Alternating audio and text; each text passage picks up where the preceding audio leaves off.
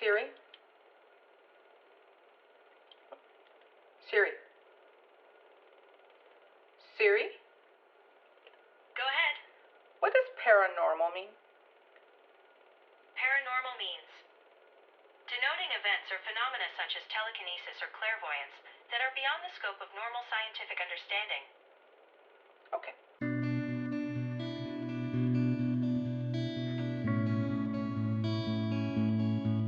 Hi everybody, I hope everyone's doing well. Well, today I have another get ready with me / story time for you guys.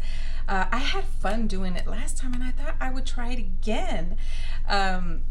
Today we are going to talk about a paranormal story. It is getting harder each time.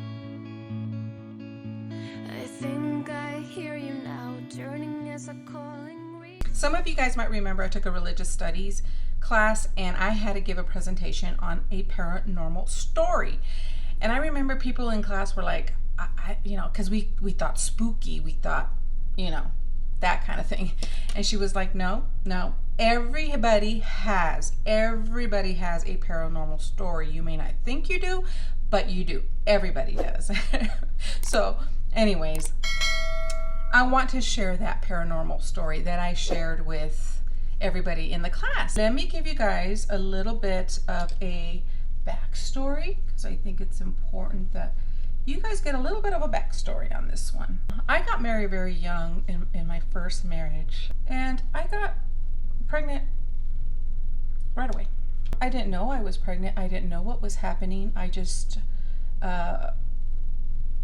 later on when I told the doctors and everything, I was pregnant and I had my first miscarriage. So then after that, I subsequently got pregnant again and I lost the baby again. These were within, my miscarriages were really early on, first trimester miscarriages. I was really, really devastated, to be honest. I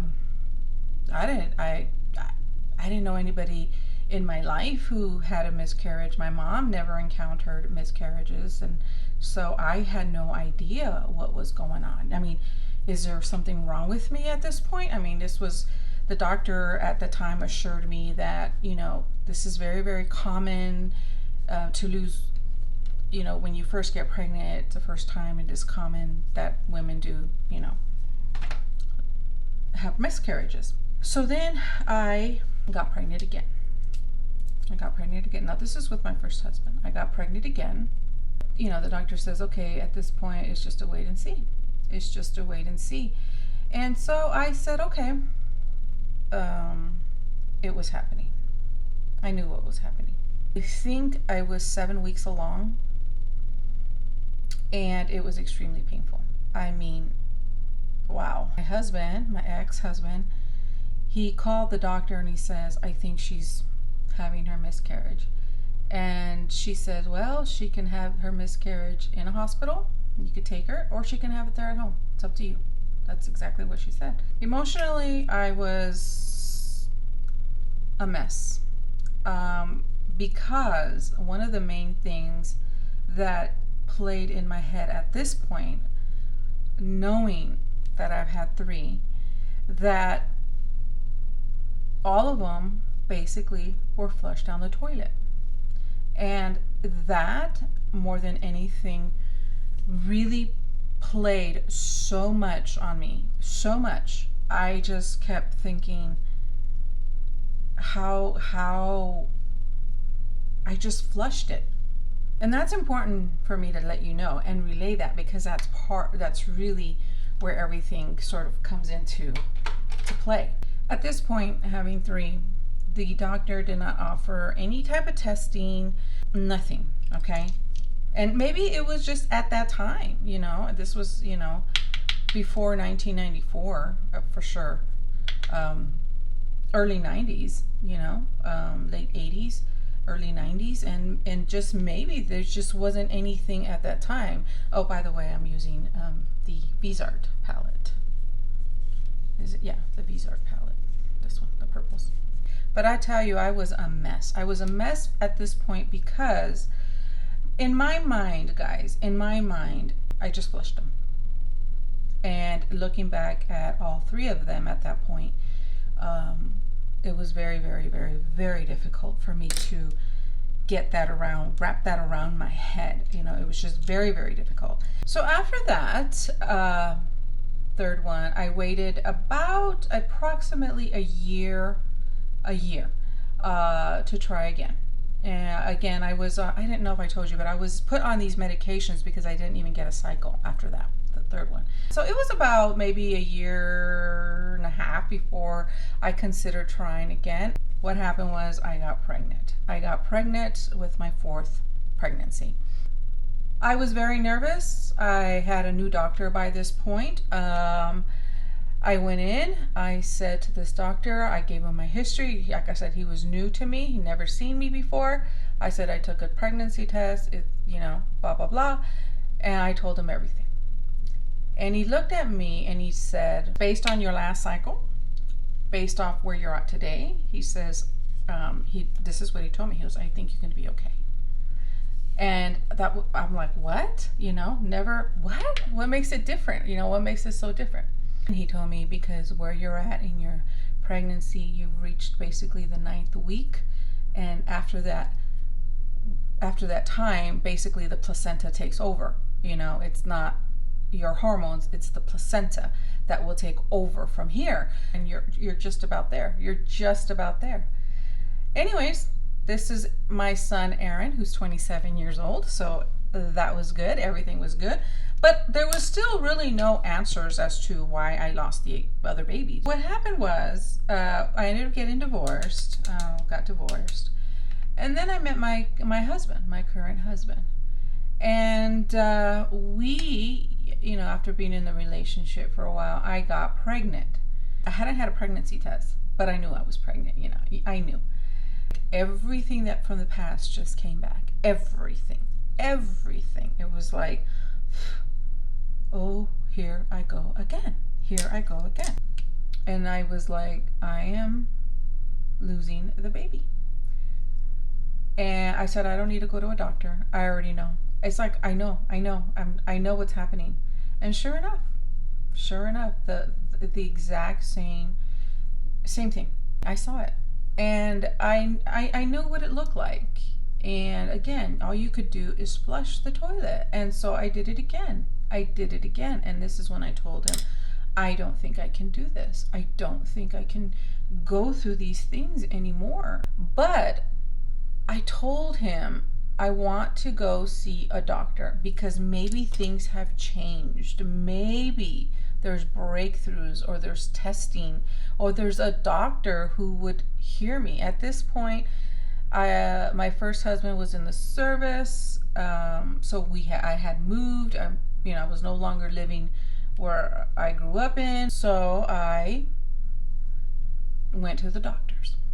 And I'm not going to really get into the whole ordeal because that going to a doctor was an ordeal in itself. And I think I've made a video on it. I think I did, but I think it's all private. But if you guys want me to do it again, I can. But that was an ordeal in itself. I got pregnant and I followed this particular doctor's instructions to the T. I lost the baby. I sat on the toilet for 4 hours. And part of the main reason why I sat for so long is because I refused to get up after knowing I expelled it. Because I didn't want, not that I had to look, but I knew what I had to do. I had to get up and flush. And that would have been my 5th time doing it. I went to the hospital, had a D&C, and the whole bit. What stayed in my heart was the notion of flushing. For me, I can't even tell you how much it weighed on me that I did what I did, So now we're going to talk about the paranormal part of it. This was years later. One day, I went to church, and I went by myself. Wasn't thinking of anything about the miscarriages. That was not even on my mind. Well, as a Catholic, one of the things that we celebrate during Mass is 2 things. We celebrate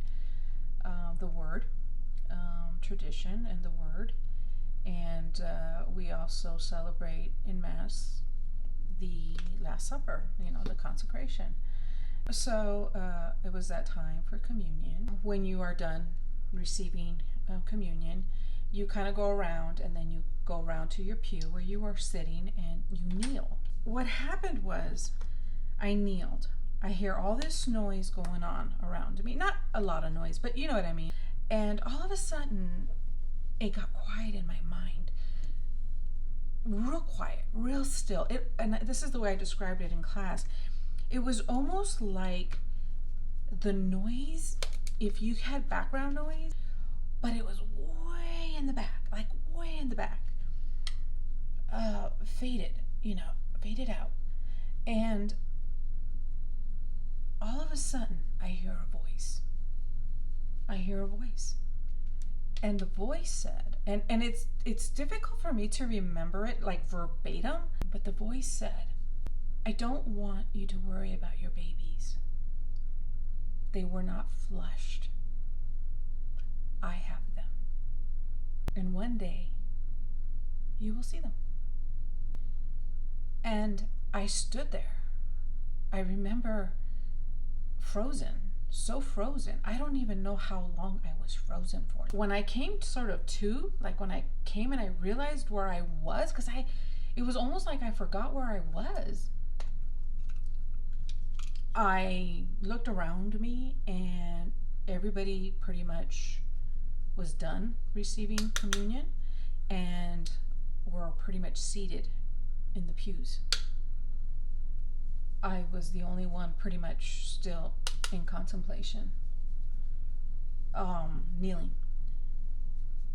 And I promise you, what I wanted to do was leave, run out of there.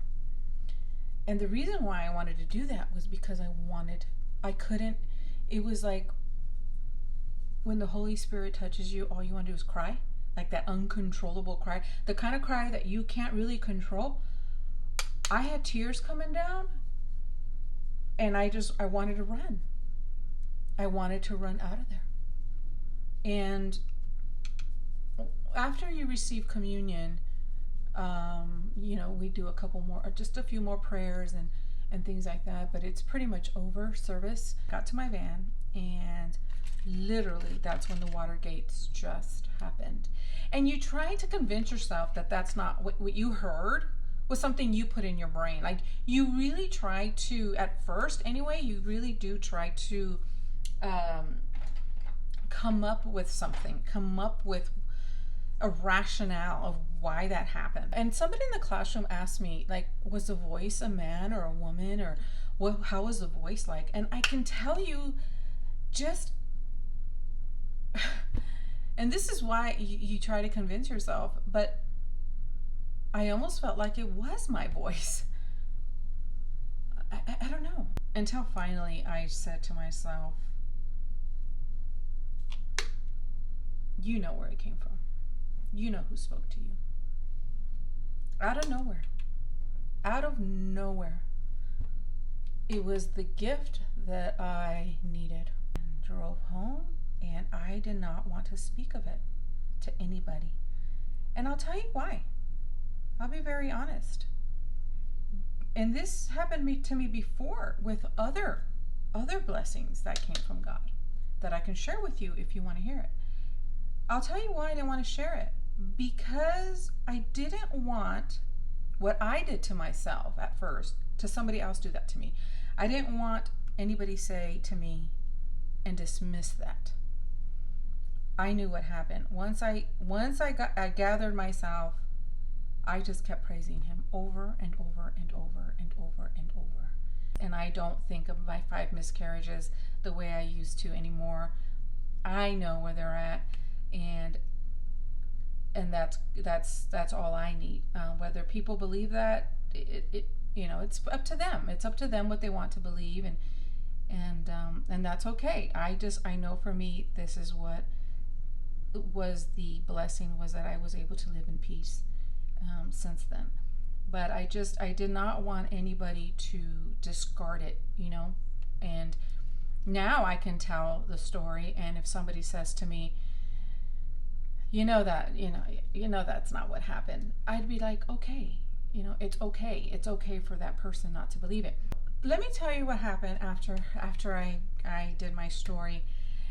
There was a guy who sat behind me the whole semester. I go to walk out after class, I started walking away and everything, and then I heard somebody go, Laura, Laura, and I turned around, and it was him.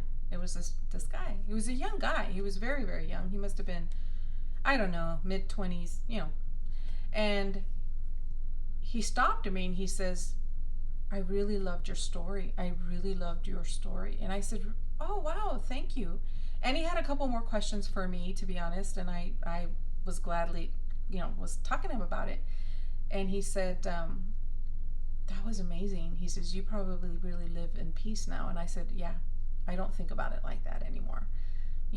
For me, it was a blessing and it was a gift given to me, And he says, I really enjoyed it. And I said, thank you.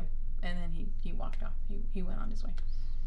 But anyways, that's what happened, guys. And I've since told my family and stuff like that. And nobody has said, come on, nobody, everybody believes that message was for me, intended for me, for that day, and for me to know, to know and to rest in that reassurance. I hope you guys enjoyed. I hope you guys like this purpley look.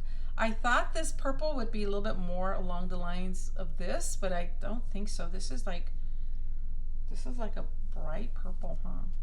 And these are more different. If you have any questions or if you have any suggestions for me, please let me know. Like I said, I'm gonna do another one.